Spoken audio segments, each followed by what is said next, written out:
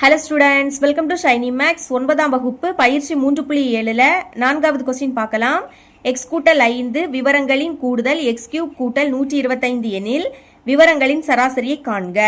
இங்கே நம்மளுக்கு விவரங்களோட எண்ணிக்கையும் விவரங்களோட கூடுதலும் கொடுத்துக்கிட்டு சராசரியை கேட்குறாங்க. சரிங்களா? அது கண்டுபிடிக்கக்கூடிய ஃபார்முலா இருக்கு, எடுத்து எழுதிக்கலாம். சராசரி இஸ் ஈக்குவல் டு விவரங்களின் கூடுதல் பை விவரங்களின் எண்ணிக்கை. இனி விவரங்களின் கூடுதல் அதோட மதிப்பு என்னது? எக்ஸ் கியூப் கூட்டல் 125. அதை எடுத்து எழுதிருங்க. எக்ஸ் கியூப் கூட்டல் 125 பை விவரங்களின் எண்ணிக்கை எக்ஸ் கூட்டல் 5. அதை எடுத்து எழுதிக்கலாம். இதுக்கடுத்து இதோட இடையில 2 டேர்ம் இல்லை, அதை எழுதிக்கலாமா? முதல் எக்ஸ் கியூப் அப்படியே எடுத்து எழுதிக்கலாம். எக்ஸ் கியூபுக்கு அடுத்து எக்ஸ் ஸ்கொயர் இருக்கணும், ஆனால் இங்கே அது இல்லை. இல்லாட்ட என்ன பண்ணணும்? ப்ளஸ் போட்டுட்டு 0 போட்டுட்டு எக்ஸ் ஸ்கொயர்னு எழுதிக்கணும். மறக்கக்கூடாது, இங்கே 0 தான் போடணும்.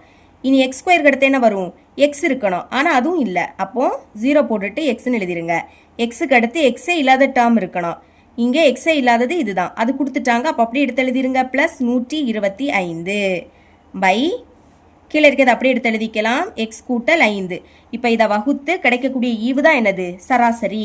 வகுக்கலாம். அதுக்கு இந்த மாதிரி எஃப் ஷேப்பில் போட்டுருங்க. அடுத்து இதை உள்ளே எடுத்து எழுதிக்கலாம். எழுதிக்கிறேன் பாருங்க. எக்ஸ் கியூப் கூட்டல் 0 எக்ஸ் ஸ்கொயர், அடுத்து கூட்டல் 0 இன்டூ எக்ஸ் கூட்டல் 125.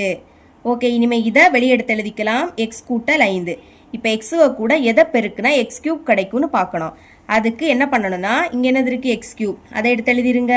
பை இங்கே இருக்கக்கூடிய எக்ஸை கீழே எடுத்து எழுதிக்கணும். ரெண்டே வகுத்தா நம்மளுக்கு ஈஸியாக கிடைக்கும். இங்கே எக்ஸ் இங்கே எக்ஸ், அப்போ எக்ஸை ஒரு வாட்டி எழுதிக்கணும்.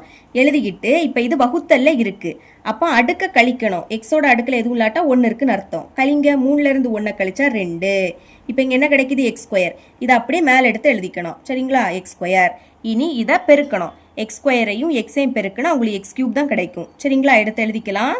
இனி எக்ஸ் ஸ்கொயரையும் 5ஐயும் பெருக்கணும். முதல் இது ரெண்டுமே ப்ளஸ், அப்போ ப்ளஸ். இங்கே மட்டும் தான் 5 இருக்குது, இங்கே மட்டும் தான் எக்ஸ் ஸ்கொயர் இருக்குது. ஓகே, இந்த மாதிரி பெருக்கி எழுதின உடனே என்ன பண்ணணும்? குறியீடை மாற்றணும். ப்ளஸ் குறியீடு மைனஸாக மாறும், ப்ளஸ் மைனஸாக மாறும். ரெண்டுமே சேம், ஆனால் வேறு வேறு குறியீடுனா கேன்சல். நீங்கள் 0 தானே இருக்குது, அப்போ அதை பார்க்காண்டா பாக்கி உள்ளதை அப்படியே எடுத்து எழுதிருங்க. ப்ளஸ்ஸை மைனஸாக மாற்றணும், அப்போ மைனஸ் 5 எக்ஸ் ஸ்கொயர். இனி ப்ளஸ் 0 இன்டூ எக்ஸு, அதை கீழே இறக்கிடலாம். ப்ளஸ் 0 இன்டூ எக்ஸு இறக்குன உடனே என்ன பண்ணணும்னா இங்கே ஃபஸ்ட் என்னது இருக்குது? மைனஸ் 5 எக்ஸ் ஸ்கொயர் பை இங்கே ஃபஸ்ட்டு எக்ஸு. ரெண்டையும் வகுக்கணும். ஒரு மைனஸ், அப்போ அந்த மைனஸ் அப்படியே வந்துடும். 5 மட்டும் இருக்குது, எடுத்து எழுதிருங்க.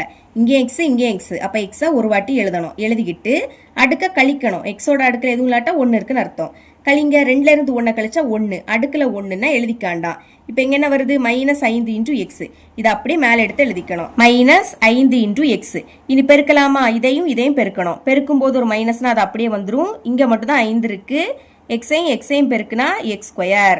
இதுக்கு அடுத்து இதையும் பெருக்கலாம். ஒரு மைனஸ் அப்படியே வந்துடும். நம்பரை பெருக்குங்க. 5 25. இங்கே மட்டும் எக்ஸ் இருக்குது. ஓகே, பெருக்குன உடனே குறியீடை மாற்றணும். மைனஸ் என்ன ஆகிடும்? ப்ளஸ்ஸாக மாறும். மைனஸ் ப்ளஸ்ஸாக மாறும்.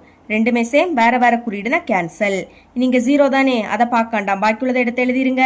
ப்ளஸ்னா ப்ளஸ் குறியீடு போடாண்டா, அந்த 25 எக்ஸை மட்டும் எழுதுனா போதும். இனி லாஸ்ட் உள்ள ப்ளஸ் 125 அதை கீழே இறக்கிடலாம். இனி இறக்குற உடனே இங்கே ஃபர்ஸ்ட் என்னது இருக்குது? 25 இன்டூ எக்ஸு, அதை முதல்ல எழுதிக்கணும். இங்கே ஃபர்ஸ்ட் உள்ளதை கீழே எடுத்து எழுதிக்கணும். ஓகே, இப்போ இந்த எக்ஸும் கேன்சல் ஆகிடும். சேமாக இருந்துன்னா கேன்சல் ஆகிடும். பாக்கி என்னது இருக்குது? 25 மட்டும் இருக்குது.